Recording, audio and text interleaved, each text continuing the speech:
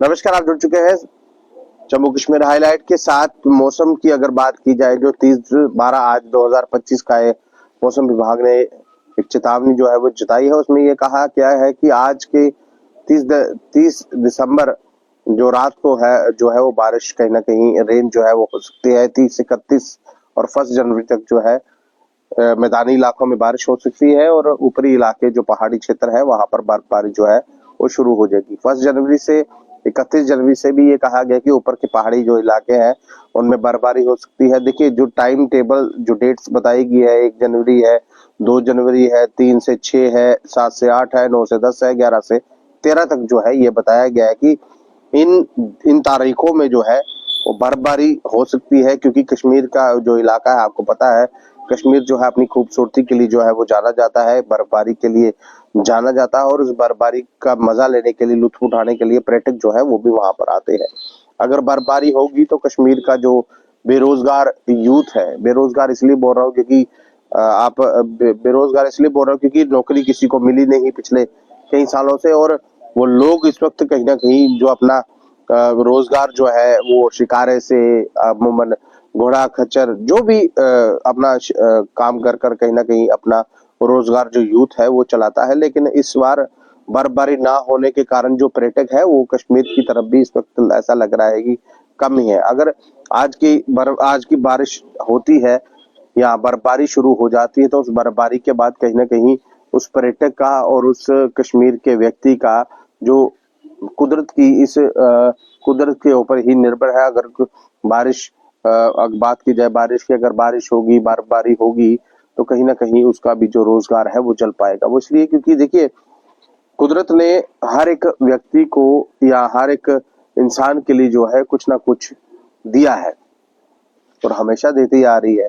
अब बात की जाए जमीन की, धरती की, तो इस धरती में से बीज हम बोते हैं और फसल हम लेते हैं। अगर बारिशें होंगी तो बीज पैदा होगा, यानी कि हमारी फसल पैदा होगी।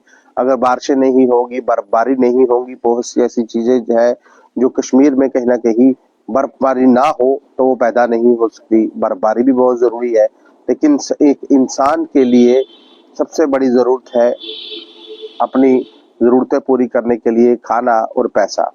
अब वो पैसा कहाँ से आता है? जब कोई पर्यटक कश्मीर में आता है, कश्मीर में अपनी अपने जर्नी शुरू करता है, घूमता है, फिरता है, आगे पीछे जाता है, टैक्सी ड्राइवर से लेके घोड़ा खच्चर तक जो है वो कहीं ना कहीं उसका यूज जो है वो करता है, और उसके बाद जो दाम उनके बनते हैं वो दाम जो है उनको दिए जाते हैं, और उन्हीं दाम से जो थोड़े बहुत पैसे उनके पास आते हैं उसी से उनके घर का गुजारा जो है वो चलता है। क्योंकि जब कोई बाहर से घूमने यहाँ आता है तो वो कहीं ना कहीं पहाड़ी क्षेत्र होगा तो पैदल तो वो वहां जा नहीं पाएगा।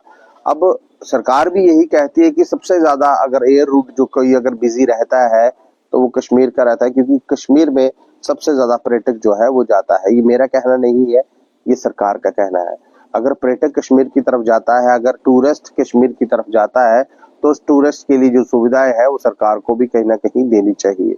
इस वक्त जो मौसम विभाग ने ये कहा है कि कहीं ना कहीं बारिश होगी, बर्फबारी होगी, उसके बाद आपको पता ही है कश्मीर की तरफ सबका रुख जो है वो कश्मीर कश्मीर की तरफ होगा। लोग कश्मीर की तरफ जाएंगे, बर्फबारी का लुत्फ उठाएंगे, और कहीं ना कहीं वहां पर बहुत सी ऐसी चीजें होती हैं जो बर्फ में ही कहीं ना कहीं लोग करते हैं। अब लोग आते हैं, देखते हैं, कश्मीर की खूबसूरती देखते हैं, खूबसूरती कश्मीर की सारे देखकर चले जाते हैं, बर्फबारी सारे देखकर चले जाते हैं, लेकिन उस कश्मीर को कहीं ना कहीं मिलता क्या है वो नहीं लोग देखते। ये इसलिए बोल रहा हूँ क्योंकि कश्मीर के कुछ लोग कश्मीर से बाहर काम करने के लिए जब जाते हैं तो उन लोगों को कहीं ना कहीं प्रताड़ित किया जाता है, डराया जाता है, धमकाया जाता है, और ये कहा जाता है कि आप हमारे यहाँ से बाहर चले जाइए।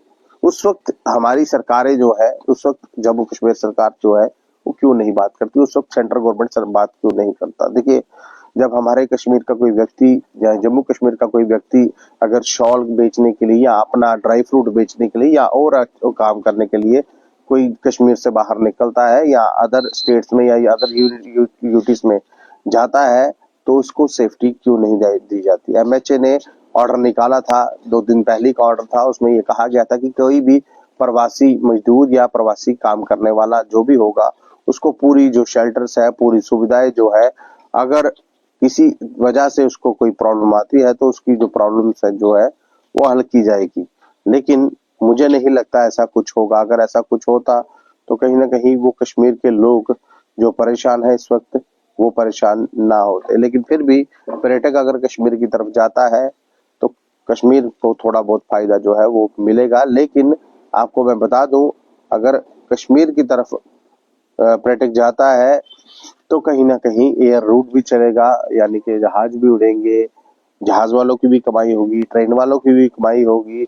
हर जगह जो सिस्टम है वो कहीं ना कहीं चलेगा। अगर ये बर्फबारी आज से शुरू होती या बारिश जो है आज से शुरू होती है तो कहीं ना कहीं जो फायदा इनडायरेक्टली कश्मीर के लोग हैं जो उनको मिलता हुआ जो है वो नजर जरूर आएगा।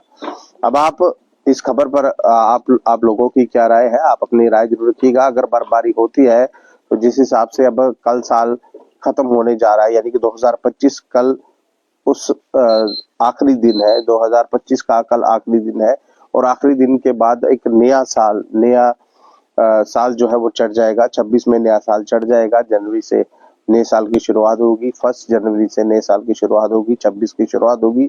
अब शुरुआती साल में क्या कुछ जम्मू कश्मीर के लिए लेके आता है साल, ये तो कहीं ना कहीं समय ही बताएगा। और वो पर्यटक जो इस वक्त मुझे देख रहे हो तो कृपया कर अगर आप आना चाहें तो आप आइए, लेकिन किसी कश्मीरी या किसी जम्मू कश्मीर के व्यक्ति को बाहर जो लोग काम कर रहे हैं उनको नुकसान मत पहुंचाइए। बहरहाल इस खबर पर आपकी क्या राय है? आप अपनी राय जरूर लिखिएगा। इस वीडियो को लाइक कीजिए। नमस्कार।